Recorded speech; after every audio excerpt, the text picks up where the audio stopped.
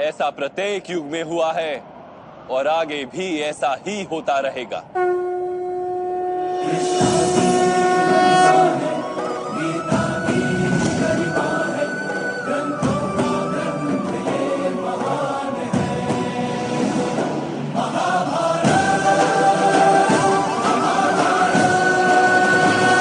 जब तुम आत्मज्ञान प्राप्त करोगे पार्थ, स्वयं को मुझसे जुड़ा ही पाओगे।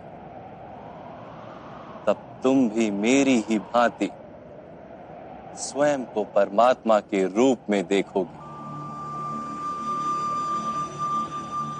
किंतु उस पद को प्राप्त करने हेतु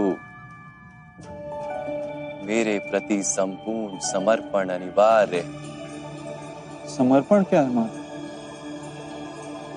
समर्पण मन की ऐसी स्थिति का नाम है जब मनुष्य अपने सारे संकल्पों का त्याग कर देता है,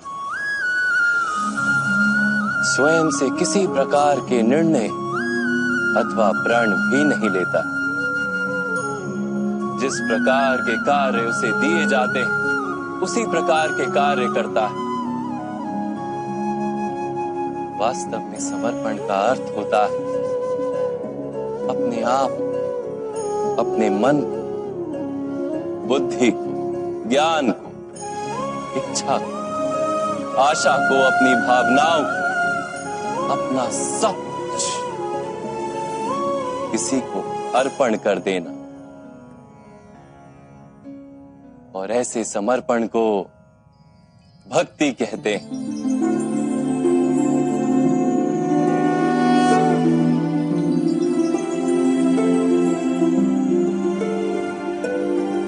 पत्नी का समर्पण पति की ओर होता है, एक योद्धा का समर्पण सेनापति की ओर होता है। एक शिष्य के हृदय में गुरु भक्ति होती है। क्या ये सारी भक्तियां एक समान? क्या सबको ईश्वर की प्राप्ति होती है? नहीं पार्थ, मनुष्य जिसके प्रति समर्पित होता है उसी के रूप में ढलने लगता है। उसके मन में कोई संदेह, कोई प्रश्न जन्म नहीं लेता। किसी दुष्ट के प्रति समर्पण उस मनुष्य के कार्यों को दूषित कर देता है। अंगराज कर्ण ने धर्म को जानते हुए भी द्यूत सभा में पांचाली को अपशब्द कहे थे। जो 5-5 पुरुषों के साथ संबंध रखती है, वैश्या होती ऐसी स्त्रियां, वैश्या होती ऐसी स्त्रियां। उसका कारण था अंगराज का भ्राता दुर्योधन के प्रति समर्पण। इस युद्ध में उन्हें जो दंड मिलेगा वो किसी जन्म या जाति के लिए नहीं, अथवा एक दुष्ट के प्रति समर्पण के लिए उन्हें दंड मिलेगा। इसलिए हे धनंजय, समर्पण उत्तम के प्रति होना आवश्यक है। उसी से मनुष्य उत्तम बनता है। लोहे की माला से अपराधी बांधा जाता है, पीतल की माला से मंदिर के दीपक को बांधा जाता है, और सोने की माला को आभूषण बनाकर गले में धारण किया जाता है। पति भक्ति, स्वामी भक्ति, मित्र भक्ति, ऐसी अनेक भक्तियां होती हैं पार्थ, किंतु सबसे श्रेष्ठ भक्ति तो परमात्मा की भक्ति होती है।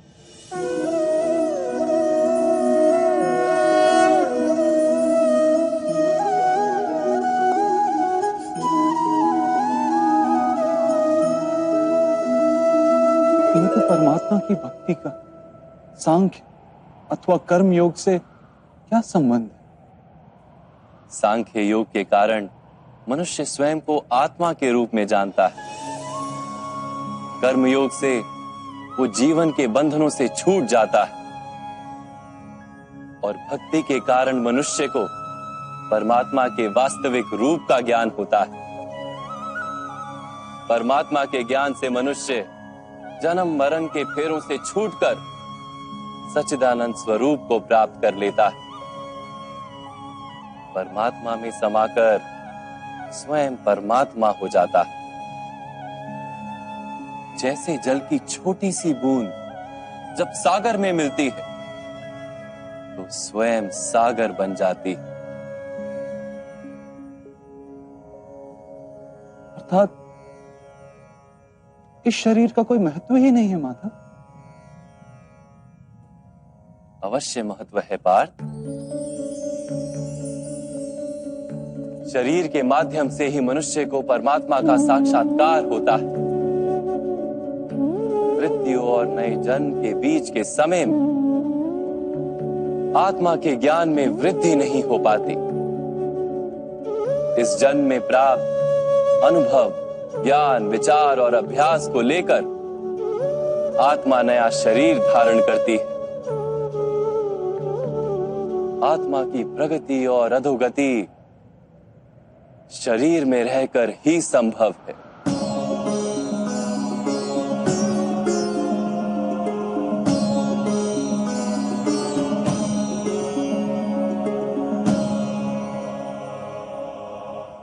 परंतु माधव, यहां उपस्थित व्यक्तियों का वध करके क्या हम उनके उद्धार की संभावना को नष्ट नहीं कर देंगे?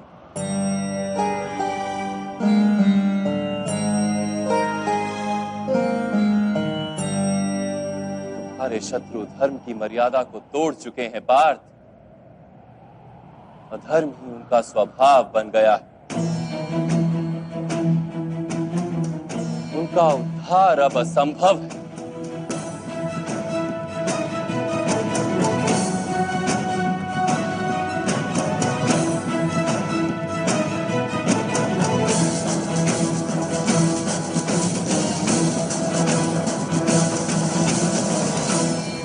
अपराधी को एक सीमा तक ही उद्धार का अवसर दिया जा सकता है। मैंने शिशुपाल के 99 अपराधों को क्षमा किया था, किंतु 100 अपराधों के पश्चात उसे दंड देना आवश्यक था।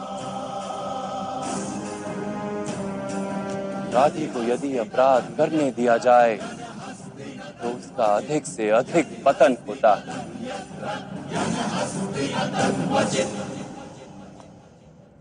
उसे अधर्म से रोकने में ही करुणा है धनंजय। ये आत्माएं मरेंगी नहीं। अधर्म से दूषित शरीर का त्याग करके नया शरीर धारण करेंगी और उस शरीर में उनकी प्रगति की संभावना अधिक होगी। इस विचार से यदि तुम युद्ध करोगे तो वो उचित है। मनुष्य का शरीर उसकी संपत्ति भी है और मर्यादा भी। धर्म के मार्ग पर प्रवास करने वाला मनुष्य अपने शरीर को शुद्ध करता है और उसके माध्यम से आत्मा का साक्षात्कार करता है। इसी को क्षेत्र क्षेत्रज्ञ संबंध कहा गया है। मैं इसका तात्पर्य नहीं जान पाया माधव। जब मनुष्य ये जान लेता है कि उसका शरीर एक भूमि का टुकड़ा है, अर्थात क्षेत्र है, और वो उस शरीर में रहने वाला, उस शरीर को समझने वाला अर्थात क्षेत्रज्ञ है, तब वो शरीर के माध्यम से अपनी प्रगति साध पाता है। आत्मा शरीर में रहकर 3 गुणों का समतोलन करती है। तमस को घटाकर सत्व को बढ़ाने का उपाय करती है और ईश्वर की भक्ति करके परमात्मा के साथ एक हो जाती है। भक्ति कैसे की जाती है माधव? क्या समर्पण ही भक्ति नहीं? नहीं पार्थ, समर्पण तो भक्ति का प्रथम चरण है। वास्तव में भक्ति किसी कार्य का नाम नहीं, वो तो केवल मनस्थिति का नाम है। आवश्यक है कि मनुष्य जब तब यज्ञ, याग, यम, नियम, योग और स्वाध्याय के माध्यम से अपने अंतर को शुद्ध करे और परमात्मा के प्रति समर्पित रहे। मनुष्य अपने सारे कार्य, सभी कार्यों के फल, अपने जीवन का प्रत्येक श्वास परमात्मा को समर्पित करता रहे।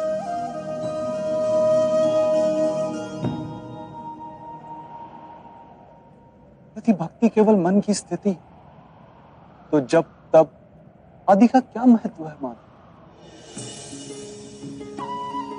जैसे आज धोया हुआ पात्र कल पुनः मैला हो जाता है, वैसे ही मनुष्य का मन बार बार परमात्मा से विमुख हो जाता है। इसीलिए आवश्यक है कि जब तप और स्वाध्याय आदि के माध्यम से स्वयं को निरंतर ये स्मरण दिलाता रहे कि उसका जीवन परमात्मा के प्रति समर्पित है। किस तट पर डुबकी लगाई जाए इसका महत्व नहीं, महत्व है डुबकी लगाने का।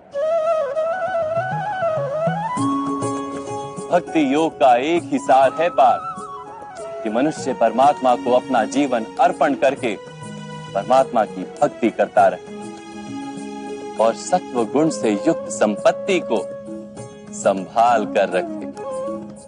सत्व गुणी संपत्ति किसे कहा जाता है? अहिंसा सत्यम क्रोध त्याग शांति ही पेशुनम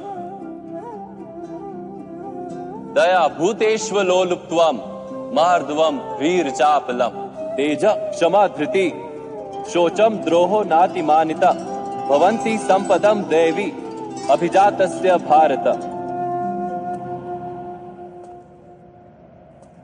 बिना कारण तथा स्वार्थ के हेतु हिंसा करना अधर्म है पार।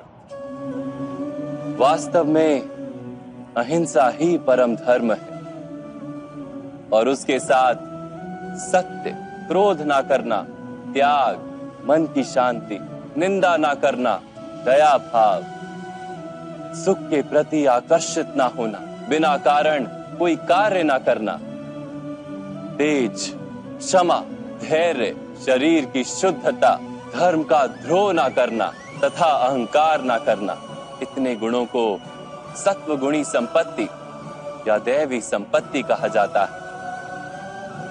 इसी से मनुष्य परमात्मा की अर्थात मेरी भक्ति कर पाता है, जीवन के कर्तव्यों का वहन करता है, धर्म की स्थापना करता है और कर्म के फल की आशा का त्याग करके जीता है।